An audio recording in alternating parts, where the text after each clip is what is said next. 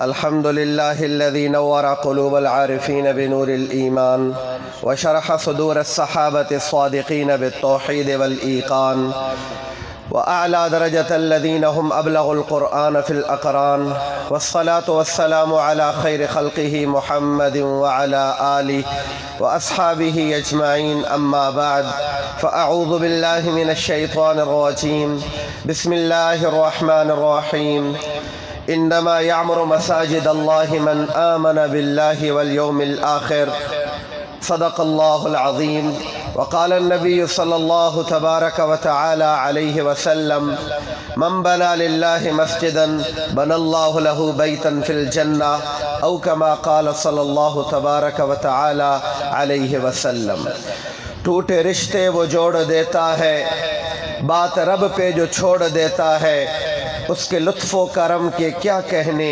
لاکھ مانگو کروڑ دیتا ہے رسول مجتبی کہیے محمد مصطفیٰ کہیے خدا کے بعد بس وہ ہیں پھر اس کے بعد کیا کہیے شریعت کا ہے یہ اسرار ختم الانبیاء کہیے محبت کا تقاضا ہے کہ محبوب خدا کہیے جبین و روح محمد کے سب کہہ دو صلی اللہ علیہ وسلم جبین و روح محمد کے تجلی ہی تجلی ہیں کسے شمس الضحیٰ کہیے کسے بدر الدجا کہیے جب ان کا ذکر ہو دنیا سراپا گوش ہو جائے جب ان کا نام آئے تو مرحبا صلی اللہ کہیے تمام بھائی محبت اور عقیدت سے آقا علیہ السلام کی ذات بابرکت پر درود شریف پڑھ لیجئے اللہم صلی علی سیدنا و مولانا محمد وعلی آل سیدنا و مولانا محمد وبارک وسلم وصلی علیہ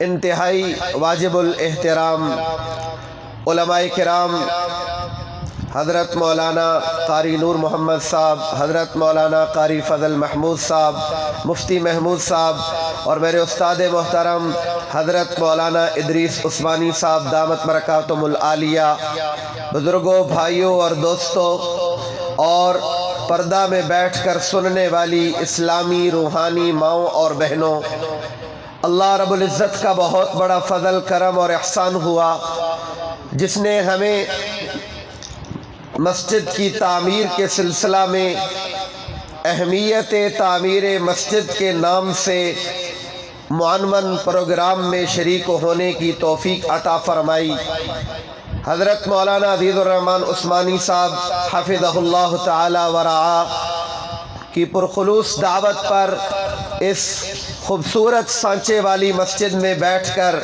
اللہ نے بات کرنے کا موقع عطا فرمایا دعا کرے اللہ تبارک و تعالی ہم تمام کے لیے اس وقت کو یادگار بنائے اور ہم تمام کے لیے اللہ تبارک و تعالی اس کو صدقہ جاریہ بنا دے میرے محترم بھائیوں دوستوں اور بزرگوں مسجد کی تعمیر کا وقت اللہ کے نزدیک سب سے یادگار وقت ہے قرآن پاک میں اللہ رب العزت نے ارشاد فرمایا وَإِذْ يَرْفَعُ إِبْرَاهِيمُ الْقَوَاعِدَ مِنَ الْبَيْتِ وَإِسْمَاعِيلِ عربی میں اذ کا معنی کیا ہوتا ہے عربی میں اذ کا معنی ہوتا ہے یاد کرو اس وقت کو گویا سب سے زیادہ یاد کرنے کے قابل وقت وہ وقت ہے جس وقت اللہ کا گھر تعمیر ہو رہا ہو اللہ کا گھر اور مسجد کی تعمیر کا وقت اللہ کہہ رہے ہیں سب سے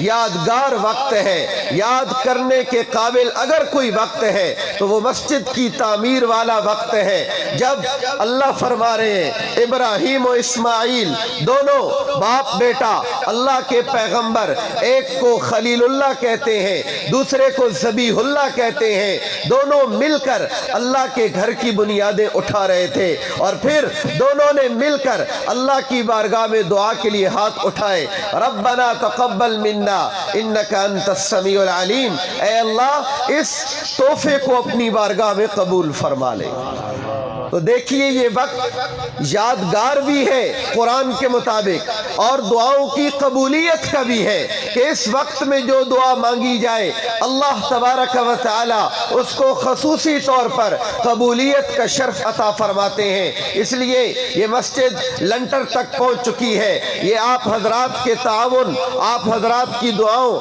محنتوں اور اخلاص کی برکت سے پہنچی۔ دعا کریں لنٹر کے مراحل میں بھی اللہ پاک اسی طرح جلد مدد فرمائے اور اللہ پاک اس کو جلد پائے تکمیل تک پہنچائے۔ مسجدیں جہاں کہیں بھی بن رہی ہوں یہ سب بیت اللہ کی کرنیں ہیں، بیت اللہ کی شعائیں ہیں، بیت اللہ کے چراغ ہیں، بیت اللہ کی بیٹیاں ہیں۔ جہاں کہیں مسجد بن رہی ہے یہ بیت اللہ کے ساتھ اس کی نسبت ہے۔ کل قیامت کے دن ان ساری زمینوں کو جہاں مسجدیں بن رہی ہیں، ماشاءاللہ اس محفل کے مہمان خصوصی میر کارواں میر مجلس حضرت مولانا قاضی عبدالرشید صاحب تشریف لا چکے ہیں، ہم ان کو خوش آمدید کہتے ہیں۔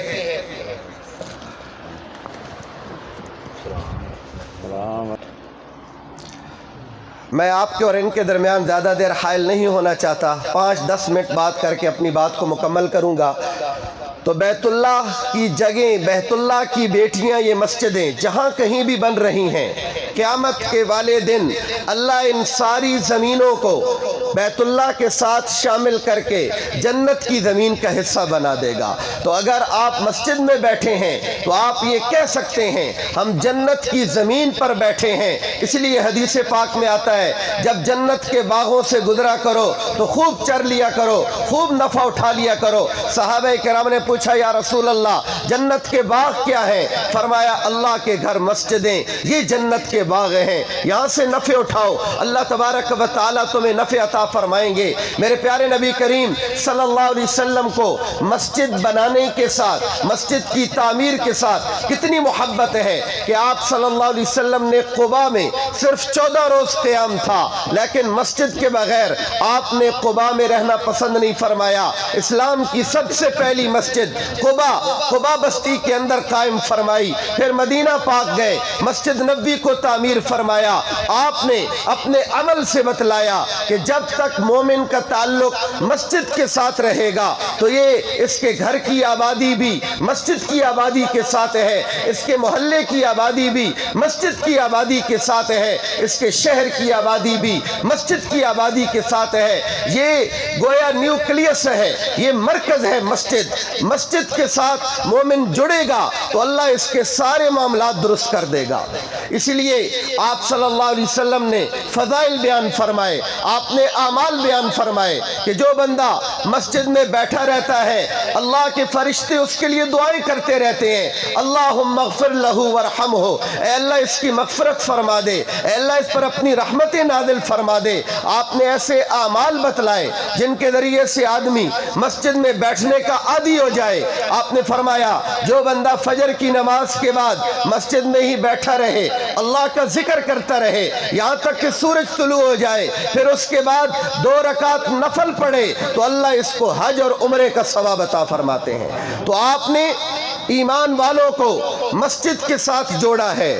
مسجد ہمارے لیے لٹمس پیپر ہے۔ جس طریقے سے مومن مسجد میں ایسی خوش ہوتا ہے، فرمایا جس طریقے سے مچھلی پانی کے اندر خوش ہوتی ہے، اور منافق مسجد میں آ کر ایسے ہی اس کی طبیعت پر بوجھ ہوتا ہے جیسے پنجرے کے اندر کوئی پرندہ ہو۔ تو ہم یہ لٹمس پیپر ہے، اپنے آپ کو چیک کر سکتے ہیں کہ ہمارا کتنا ایمان ہے، ہماری ایمان کی بیٹری کو کتنا چارج کرنے کی ضرورت ہے، اور یہ چارج کہاں سے ہوگی؟ مسجدوں سے ہوگی۔ اس لیے ہمیں مسجدوں کے ساتھ اپنا تعلق بنانا چاہیے، مسجد کی تعمیر میں اپنا حصہ ڈالنا چاہیے، جانی طور پر، مالی طور پر اپنی محبت کا اللہ سے اظہار کرنا ہے تو مسجد پر اپنی جان اور مال لگا کر اس کا اظہار کیا جا سکتا ہے۔ میرے پیارے نبی علیہ السلام نے فرمایا من بنا للہ مسجدا بنا اللہ لہ بیتا فی الجنہ، جو اللہ کے لیے مسجد بنائے گا اللہ اس کے لیے جنت میں عالی شان گھر بنا دے گا۔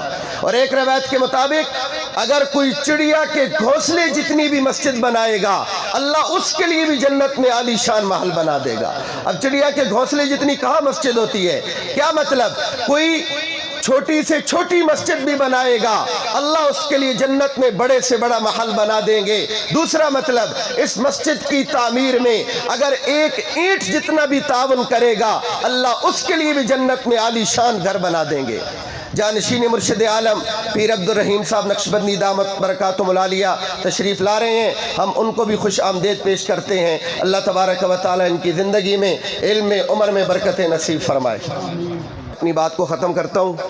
हारून रशीद वक्त का बड़ा बादशाह, उसने एक दफ़ा मस्जिद बनाने का इरादा किया, इसी हदीस की फ़जीलत को हासिल करने के लिए कि मैं मस्जिद बनाऊंगा और ये मस्जिद बेचंदा मस्जिद होगी, किसी से कोई चंदा नहीं लिया जाएगा, सारे का सारा माल अपना लगाऊंगा ताकि इसके बदले में अल्लाह मुझे जन्नत में घर दे दे। अब उसने मस्जिद बनाना शुरू की। जब मस्जिद बन रही थी, इस दौरान क्या हुआ कि उसने रात को ख्वाब में देखा कि एक आलीशान महल है। उसने पूछा ये किसका है? तो कहा गया ये आपका है, इसलिए कि आप अल्लाह का घर बना रहे हैं। फरमाया उस आलीशान महल के बिल्कुल सामने एक और महल भी मुझे दिखलाया गया। मैंने पूछा ये महल किसका है? फरमाया ये उसका महल है जिसने आपकी मस्जिद में ताउन किया है। हारून रशीद सुबह उठकर हैरान और परेशान कि मैंने तो सख्ती से पाबंदी लगा दी थी कि मेरी मस्जिद में कोई चंदा ना दे, सारा मेरा अपना माल लगे और ये मस्जिद तामीर हो जाए ताकि ये फजीलत मुझे हासिल हो जाए। मेरी मस्जिद में किसने ताउन कर दिया? मजदूरों से पूछा तो मजदूरों ने भी कहा किसी ने कोई चंदा नहीं दिया। अलबत्ता एक नौजवान ने इतना काम किया कि जब वो रास्ते से गुजर रहा था तो मस्जिद के पत्थर दूर पड़े हुए थे, उसने उस पत्थर को उठाया और आते हुए मस्जिद के करीब कर दिया। लगता है इस ताउन पर अल्लाह ने उसके लिए जन्नत में घर बना दिया। नॉर्वे में हजरत मौलाना तारिक जमील साहब बयान फरमा रहे थे, मैंने उनका बयान सुना वीडियो में। वो फरमा रहे थे उन लोगों को मस्जिद बनाने की तरगीब दे रहे थे कि यहाँ आपको अल्लाह का घर मस्जिद बनानी चाहिए। अगर आप मस्जिद बनाएंगे तो आपकी नस्ल का ईमान बचेगा और उनको अल्लाह तबारक व तआला सही आमाल अता फरमाएगा। तो मस्जिद की तरगीब देते हुए उन्होंने एक वाक़या सुनाया और फरमाया कि ये अरब का वाक़या है। एक शेख था इसी तरह, उसने भी मस्जिद बनाने का प्रोग्राम बनाया और यही ऐलान कर दिया कि सारा अपना माल लगाऊंगा, किसी से कोई चंदा, किसी से कोई डोनेशन हासिल नहीं करूंगा, अपने माल से मस्जिद बनाऊंगा। अब मस्जिद बनाना शुरू कर दी। जब मस्जिद बन गई तो उसने ख्वाब में इसी तरह एक महल देखा। याद रखिए, ख्वाब हुज्जत और दलील नहीं होता, लेकिन मोमिन का ख्वाब हदीस पाक में आता है, एक बशारत और खुशखबरी होता है। अगर कुरान और सुन्नत से न टकराए तो ये खुशखबरी और बशारत के तौर पर होता है। नबूवत का 46वां जुज़ है। तो उनको भी इसी तरह ख्वाब आया, एक आलीशान महल। पूछा किसका है? कहा ये आपका है। किसके बदले में? फरमाया आपने अल्लाह का घर बनाया, इसलिए अल्लाह ने आपके लिए ये महल बना दिया। और उस महल के बिल्कुल सामने इसी तरह का एक और महल उनको नजर आया। पूछा ये किसका है? कहा ये फलानी औरत का है जिसने आपकी मस्जिद के अंदर ताउन किया है। ये भी सुबह उठे परेशान होकर मजदूरों के पास गए और इकट्ठा किया कि आपको मना किया था कि आपने मस्जिद में किसी से ताउन नहीं लेना, किसी से कोई चंदा नहीं लेना, आपने क्यों चंदा लिया उस औरत से? उसका भी जन्नत में आलीशान महल। तो उन्होंने कहा हमने तो किसी से चंदा नहीं लिया, उस औरत से भी कोई चंदा नहीं लिया। उस औरत के पास पहुंचे, उस औरत से पूछा कि तुमने मस्जिद में कैसे ताउन किया? कहा मेरा कोई ताउन नहीं था। एक दफ़ा मैंने देखा कि आपकी मस्जिद बन रही थी, एक मजदूर के पास प्लास्टिक की बाल्टी थी, वो बाल्टी टूट गई, मैंने अपने घर से बाल्टी उठाकर इसको दे दी। लगता है इस बाल्टी पर अल्लाह ने मेरे लिए जन्नत में घर बना दिया।